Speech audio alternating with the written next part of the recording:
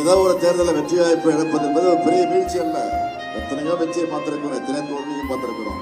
திமுகவை போல வெற்றி பெற்ற கட்சியும் கிடையாது, தோற்றிருக்கக்கூடிய கட்சியும் கிடையாது. ரெண்டுமே நமக்கு தான் பெருமை இருக்கு.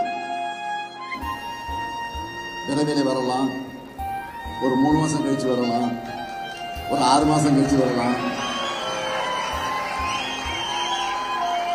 ஏன்னா ஆட்சி என்பது மெஜாரிட்டியோட வெற்றி பெறல ஒன்று நல்லா தெரியும் உங்களுக்கு. மெஜாரிட்டியோட இல்லை, மெஜாரிட்டி நான் 234 தொகுதிக்கு பாதியில் என்ன 118 வரணும்.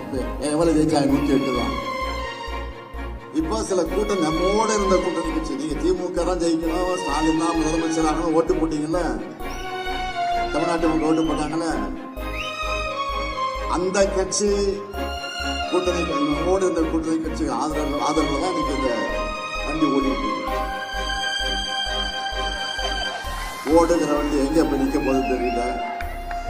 ஆனா எது நடந்தாலும், எப்ப எது நடந்தாலும் நாம ரெடியா இருக்கணும். எந்த நேரத்திலும் தேர்தல் வரலாம், எந்த சூழ்நிலை வரலாம். 100% நம்ம ரெடியா இருக்கணும். எனவே கழகத்துடைய வெற்றிக்கு இந்த நிமிஷத்திலிருந்து உழைக்க தொடங்குவோம், பாடுபடுவோம், பணியாற்றுவோம் என்ற உறுதி அளிக்கிற நிகழ்ச்சியாக இந்த நிகழ்ச்சியை நான் பயன்படுத்திக் கொள்ள விரும்புகிறேன்.